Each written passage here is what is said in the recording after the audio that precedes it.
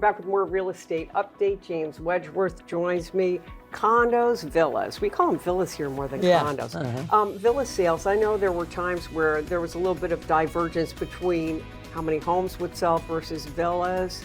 How are they doing today? It's kind of more back in line. A lot of I know what you're talking about. We noticed back when COVID first hit that there was a separation of villa sales and house sales, mainly because the expenses of the insurance on condos are supposedly commercial a little higher, the regime fees a little higher, so that market lagged the house market. It still lags it a little, but villa sales have picked up and are good. I just ran some numbers, and Sea Pines are 10 for sale. That's not a lot. And Palmetto Dunes are 18. Shipyard, they're 4. Forest Beach, there's a number, but there are a lot of lower price condos, 38. And Folly Field's got a lot of the lower price condos at 35. What's a low price considered these days for a condo? Oh, it's 150. And are they in okay shape? I mean, usually not. Okay. But if you say you come in, you want a villa in Palmetto Dunes or Shipyard, they're 4 in Shipyard, you know, and that's in different prices, but they're somewhat similar. Palmetto Dunes are 18, Sea Pines are 10.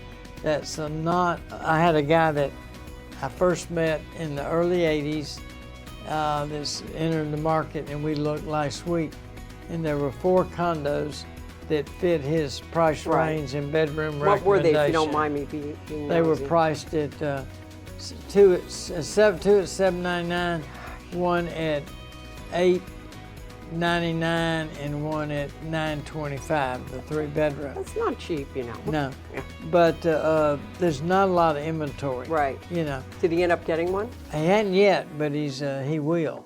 So you don't have as much to Why do I choose from. believe you? Yeah, I just do, but go ahead. I'm sorry. Well, I think they're all going to buy today, but a lot of them don't. But they've got to find the right thing. It's like buying a house on a certain location. How much time do you spend with the people you're working with that are looking for a home? It varies, It right? varies, you know. I wonder what's the longest amount of Oh time? gosh, 30 years, yeah. I had 30 one guy- years trying to sell someone a Yeah, home? yeah. So I finally sold him 30 years. Did you send him a Christmas card? I send him or a a Christmas holiday card card? every year. And what's the shortest amount of time you've ever been with someone that bought a home? Oh, I mean, was it know by phone during COVID? Yeah, I've done several by phone, but in person, I had a guy that called me, said, I see this property on the market, I'm interested, can I look at it? I said, when? He said, right now. I said, I'll meet you there in 10 minutes. Wow.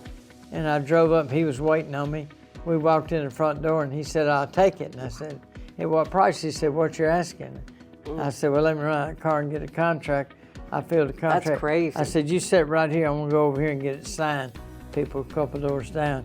And from the time I signed the listing agreement, the time he bought it, I think was like 45 minutes. That's crazy. Yeah, that doesn't happen very Yeah. often. No, but did you do a little dance afterwards when you were in the That's parking thank area? the Lord. Okay, whatever works. That's Yeah. good. Interest rates. Let's talk about how that has affected the market locally. Okay, that's when we say the top of the market was April 22. Yeah. Because first week in May, interest rates quadrupled. I've tried to I don't know. Yeah, they increased a lot. So that has slowed the market down. We thought, obviously, that it would crash the market, but it didn't. But it slowed it down, and that's why we say prices are the same today as they were a year ago because interest rates. Now, if you look at the numbers in Hilton at MLS, you would think that about 50% of the people pay cash.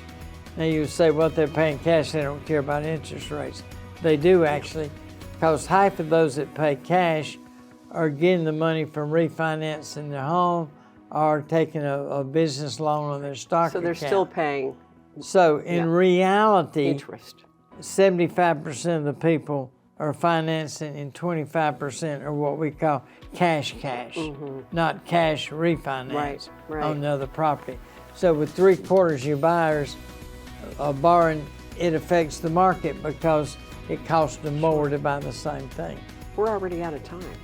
I Will you know. come back again sooner next time? I can come back That's tomorrow. what I hear from people. Come back tomorrow. All right, yeah. we'll see you then. No, thank you so Yeah. much, James. And It's thanks always for a watching. pleasure. Yeah, thanks for watching this edition of Real Estate Update.